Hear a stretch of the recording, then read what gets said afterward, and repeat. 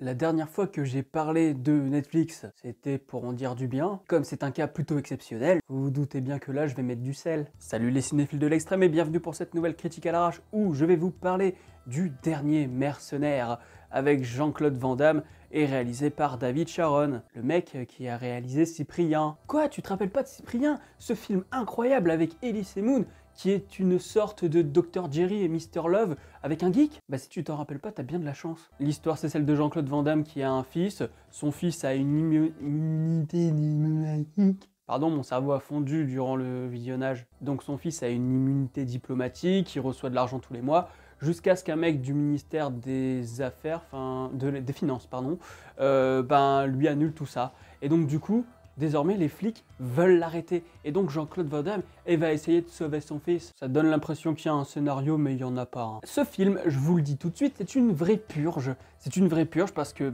c'est écrit avec le cul, c'est réalisé avec le cul. De toute façon, c'est écrit par Sharon et c'est réalisé par Sharon.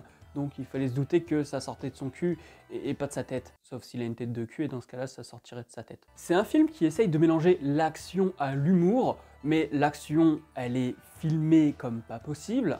C'est-à-dire que Jean-Claude Van Damme, on est quand même là pour le voir faire du karaté, sauf que c'est tellement mal filmé qu'on ne le voit même pas faire ses coups. C'est-à-dire que juste après ce film, j'ai regardé Time Cop.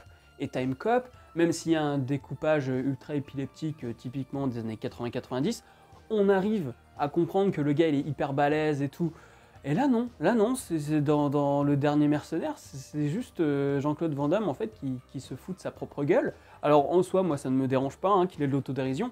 Le problème c'est que c'est pas drôle, les répliques sont atroces. Il y a quand même à un moment, son fils lui dit « Mais pourquoi tu prends pas d'armes ?» Et lui il lui répond « Parce que tuer, ça tue. » Arrête, t'es trop drôle. Non, c'est pas vrai. Et c'est vraiment dommage parce que l'autodérision sur Jean-Claude Van Damme, ça aurait pu être intéressant. Quand tu regardes JCVD, qui lui est un film qui est plutôt pris sous un angle dramatique, c'est intéressant de voir les remises en question de Jean-Claude Van Damme sur ce qu'il a apporté au cinéma, sur sa vie, sur les conneries qu'il a pu raconter à la télé ou ce genre de trucs. Et donc là, dans ce film, il n'y a pas grand-chose qui reflète vraiment une intelligence au niveau du regard extérieur sur Jean-Claude Van Damme. Il y a une référence à la drogue, parce qu'à un moment, le personnage de Jean-Claude dit que non, prendre de la drogue, c'est pas bien, et jamais il prendra de la drogue, sauf qu'on sait qu'il a été addict à la coke, donc quand tu connais sa vie, il y a un petit côté ironique. Mais en dehors de ça, c'est juste des répliques à la con, c'est des gags nuls. À un moment, il y a quand même une fusillade dans un vestiaire, le gars qui est censé être buté, il est sous sa douche, et en fait, le mec, il est sous la douche et genre il entend pas les coups de fusil qui a à 4 mètres, tout comme Alban Ivanov. Alors j'ai rien contre Alban Ivanov, j'aime beaucoup ce qu'il fait, il me fait beaucoup rire, mais là, même si il arrive quand même à essayer d'être drôle, ça fonctionne pas parce qu'il y a rien qui va dans le film. À un moment, il a les écouteurs, les lunettes de soleil pour pas voir où il va. Bon déjà les lunettes, je suis pas sûr qu'elles soient suffisamment opaques pour que tu ne vois rien, mais en tout cas, il y a un moment où on le laisse tout seul. Et il est là, il fait « Ouais, arrêtez, ouais, c'est pas bien de faire ça !» On est d'accord que le gars n'est pas attaché. Du coup, il y a un moment où vraiment il ne sait plus ce qui se passe, plus personne n'est à côté de lui. Donc à ce moment-là, je ne sais pas, mais tu vas retirer les écouteurs et les lunettes pour comprendre ce qui se passe autour de toi. Non, il continue à faire son gag un peu burlesque. Alors oui, certes, ça peut être drôle parce que Alban, encore une fois, il est plutôt rigolo comme gars. Ça fonctionne pas, ça tient pas la route, c'est complètement débile, c'est absurde. Et en soi, j'ai rien contre les trucs absurdes. Mais le film n'est pas écrit dans un angle absurde. Les Monty Python, bah oui, c'est absurde du début à la fin, donc évidemment qu'il y a un contrat qui se crée avec le spectateur, et donc tu acceptes. Alors que là, ce film, il veut faire une comédie, mais en même temps, il veut être sérieux, mais en même temps, il veut être logique. Et donc du coup, il y a des trucs, tu te dis, mais merde gros, tu te prends au sérieux, et derrière, tu me balances des conneries pareilles. Arrête, putain, cherche où tu vas. Je pense que Sharon, il cherche encore là. La réalisation, j'en ai déjà un petit peu parlé, mais au niveau de l'action, c'est naze, c'est à chier. On peut quand même dire que les scènes de course-poursuite, pourquoi pas, elles sont sympathiques, elles sont pas exceptionnelles. Tu regardes Six Underground de Michael Bay par exemple, je trouve que même si le film n'est pas exceptionnel, la course-poursuite dès le début du film, c'est une vraie leçon. Mais là, non.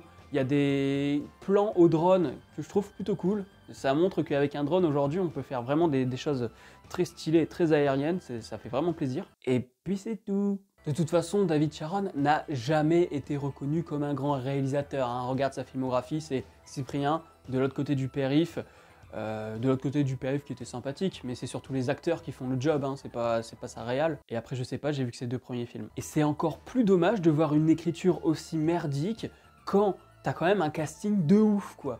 C'est-à-dire qu'il y a Éric Judor, il y a Alban Ivanov, il y a Jean-Claude Van Damme, il y a Miu Miu, ouais, Miu Miu. Et pourtant, on ne fait rien de ces acteurs, parce qu'il ne sait pas filmer ses acteurs non plus. C'est-à-dire que Éric, c'est quand même un gars qui est pas mal sur l'impro, qui est pas mal sur le burlesque, qui travaille beaucoup avec son corps et ses expressions de visage. Et ben là, il est tellement mal filmé que de toute façon, ça ne fonctionne pas. Il y a un moment, il est assis sur des chiottes en contre-plongée. Putain, mais non, non, non, non, tu fais pas ça.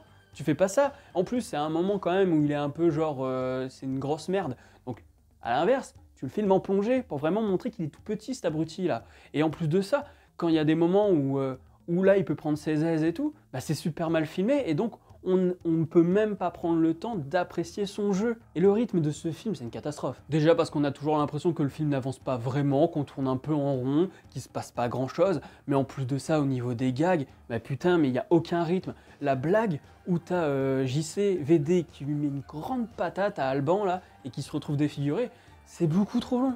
C'est beaucoup trop long. Je crois que ça dure 5 minutes, et donc pendant 5 minutes, t'as Alban qui est défiguré et du coup il parle comme ça. Eh ben David Charon, il a vraiment pas de talent. Bon là je pense que vous avez compris que je disais David Charon il a vraiment pas de talent. Mais Alban tu comprends quasiment pas ce qu'il raconte. Donc c'est encore plus chiant parce que c'est long. Et les personnages qui sont en face, qui essayent de comprendre ce qu'il raconte, ça rajoute encore plus de lenteur sur 10-15 secondes, pourquoi pas, allez, et puis tu rythmes ça avec un chant contre chant assez vif ou quoi. Mais alors là, non, putain, c'est chiant et c'est sans fin.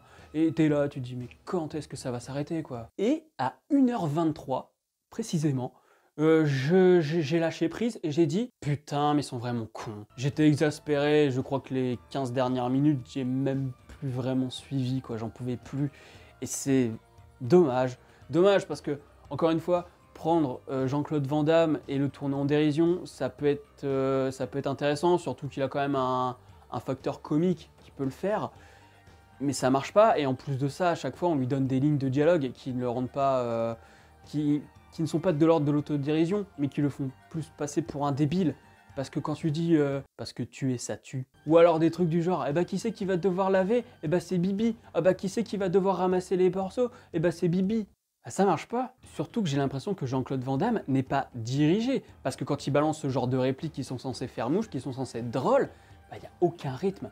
Il n'y a aucune manière de le dire qui va te transmettre un rire en fait. Parce que c'est juste dire de manière très, très plate en fait, eh bah qui c'est qui va devoir ramasser? Eh bah c'est Bibi. Et comme la mise en scène n'est même pas pensée pour faire un gag, bah c'est nul. Parce que il pourrait le dire de manière très plate et très, très premier degré, ça poserait pas de problème si derrière la mise en scène pouvait accentuer ce premier degré pour nous donner un certain recul. Et je dis pas le contraire, hein, c'est compliqué de filmer de la comédie, hein, c'est compliqué de faire rire, surtout avec du premier degré.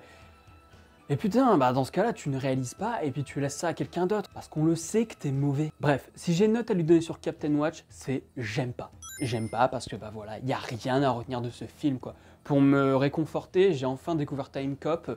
Et Time Cop, pour le coup, je peux vous dire de le voir, c'est pas un film exceptionnel, mais on passe vraiment un bon moment. Alors que là, le dernier mercenaire, en fait, dès les premières minutes, je me suis dit, mais putain, mais où est-ce que je vais là? Où est-ce que je vais? Bah je vais en enfer, hein. Si la vidéo vous a plu, n'hésitez pas à mettre un petit pouce bleu, à la partager sur les réseaux sociaux, à me dire en commentaire ce que vous avez pensé du film, si vous comptez le voir. Enfin, exprimez-vous, hein. Dites-moi ce que vous avez pensé de Cyprien, pour ceux qui s'en rappellent. Le premier qui me dit qu'il a aimé, mais c'est une tarte dans sa gueule. Avec consentement, attention. Abonnez-vous à la chaîne si ce n'est pas encore fait, et n'oubliez pas d'actionner la cloche pour être alerté des prochaines vidéos. Rejoignez-moi sur captainwatch.com, évidemment, pour découvrir un peu tout ce que je regarde en dehors de ce dont je vous parle sur la chaîne. Quant à moi, je vous dis à la prochaine sur la toile. Salut!